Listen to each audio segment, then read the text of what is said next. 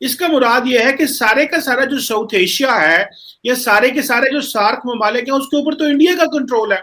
तो पाकिस्तान का वर्चुअली अपने रीजन में तो किसी के साथ कुछ उस तरह की अंडरस्टैंडिंग नहीं है कि वो या पाकिस्तान की जो फॉरेन पॉलिसी के ऊपर कोई इन्वेस्टमेंट, डिप्लोमेटिक इन्वेस्टमेंट समझे, वो तो किसी किस्म की ना हुई। अब इस पे अगर कोई सवाल उठाता है कि जो साउथ एशियन कंट्रीज हैं वो इस वक्त किसके इन्फ्लुएंस में हैं, तो मेरे ख्याल में ये बड़ी सादगी की बात होगी।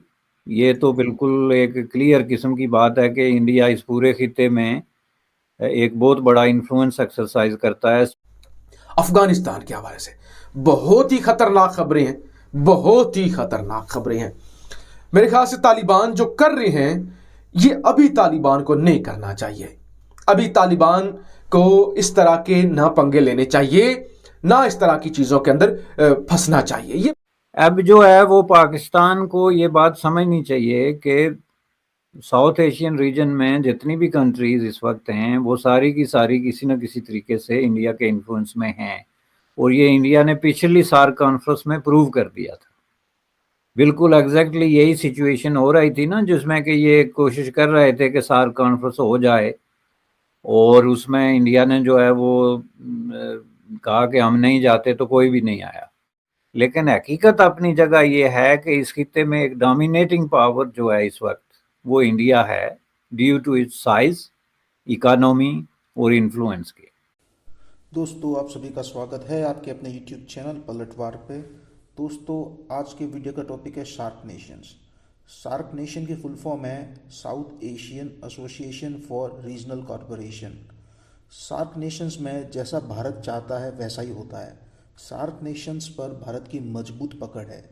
सार्क नेशन में बांग्लादेश, भूटान, मालदीव्स, नेपाल, श्रीलंका, पाकिस्तान और भारत आते हैं, मतलब भारत के सारे पड़ोसी देश।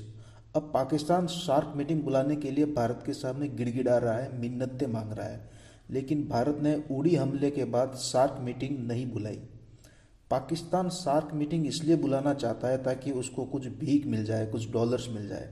तो दोस्तों, पूरा देखिए वीडियो को। वीडियो अच्छा लगे तो लाइक करें, शेयर करें, कमेंट करें, सब्सक्राइब करें। जय हिंद, जय भारत। इसका मुराद यह है कि सारे का सारा जो साउथ एशिया है या सारे के सारे जो सार्क ममालिक हैं उसके ऊपर तो इंडिया का कंट्रोल है। तो पाकिस्तान का वर्चुअली अपने रीजन में तो किसी के साथ कुछ उस तरह की अंडरस्टैंडिंग नहीं है कि वो या पाकिस्तान की जो फॉरेन पॉलिसी के ऊपर कोई इन्वेस्टमेंट, डिप्लोमेटिक इन्वेस्टमेंट समझे, वो तो किसी किस्म की ना हुई अगर कोई बंदा हमारे कहने पे आता ही नहीं है। ये जो 2-3 साल में, 4 साल में, 5 साल में, ये जो अभी देखे उरी में वाकया 2016 में हुआ और तब से उन्होंने कहा जी कि ये हम इसकी वजह से नहीं आ रहे। तो क्या ये सिचुएशन है कि हमारी कोई भी नहीं मान रहा? भूटान, मालदीव्स, श्रीलंका, बांग्लादेश तो चलो ठीक है, ऑलरेडी मसले, पुराने मसले, और ये तो खित्ते में तो इसमें तो हमने सारा कुछ पहले ही बता दिया कि ये भारत की प्लेट में जाएगा सारा कुछ, ये हमारे पास उसका कोई कंट्रोल नहीं है। तो ये तो एक सेल्फ डिफीटिंग आर्गुमेंट है फॉरेन पॉलिसी की जो लाइन लेंथ होती है। यहाँ पे ठहरती है कि क्या आपने इंडिया के साथ अपने जो डिफरेंसेस हैं और जो कॉन्फ्लिक्ट है उसको रिजॉल्व करना है या नहीं करना।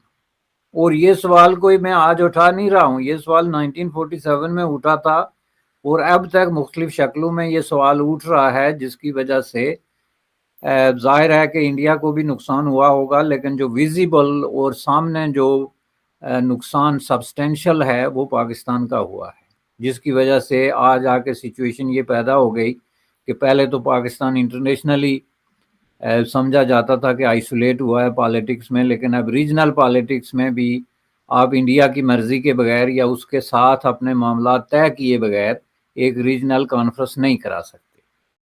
और तालिबान कभी आके पाकिस्तान पर हमला करने की कोशिश करते हैं, कभी वो कहते हैं ड्यूरेंट लाइन को नहीं मानते, कभी वो कहते हैं जी हम यहां पे बाढ़ नहीं लगने देंगे, मुख्तलिफ चीजें आपको पता ही है। अब ये तालिबान को ये नहीं करना चाहिए। अपने आप को स्टेबल करें, अपने आप को यूनाइट करें, अपने मसलों को सॉल्व करें, मुल्क की तरक्की का कुछ सोचें, एक अच्छी और मजबूत हुकूमत बनाएं, उसको एक्सेप्ट करवाएं, माशी तौर पे अच्छे हों, उसके बाद वो कह लें कि हमने ये भी किया था, हमने ये भी किया था।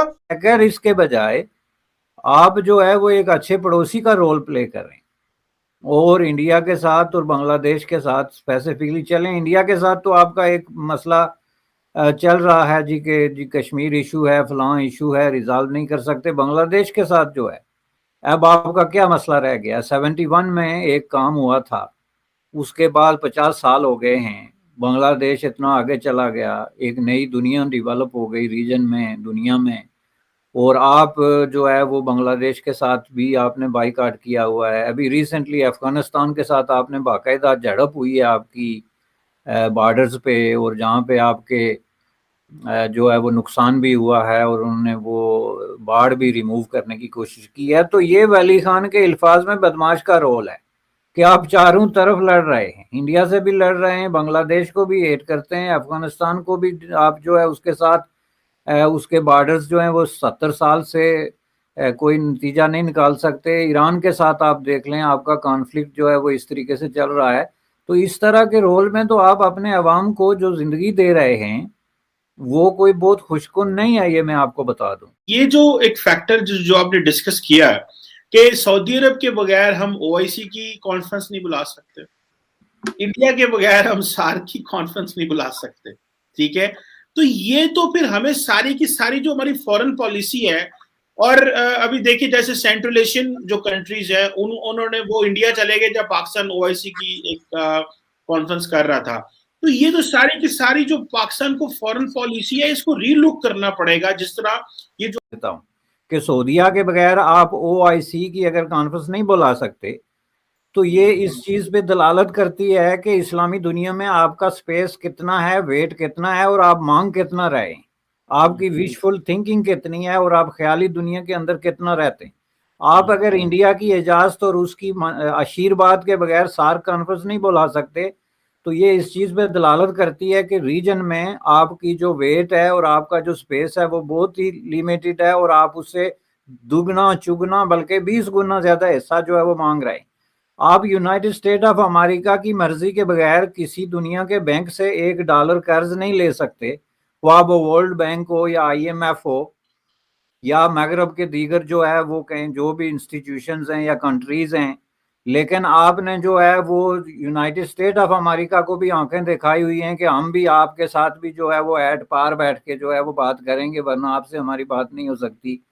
आप यूरोप को जो है वो उसकी बगैर आप बाहर सामान अपना नहीं बेच सकते। आपके पास वाहिद कोई बाइज्जत बड़ी मंडी जो है यूरोपियन यूनियन की है, तो उसको आप आंखें दिखाते हैं कि हम ह्यूमन राइट्स पे हमारा अपना कल्चर है, और आपके जनाब ये चीज़ हम नहीं मान सकते, और हमारे अपना सकाफत है, और आप ये इस्लामोफोबिया कंट्रोल करें, और उनको उल्टे मशवरे देते हैं।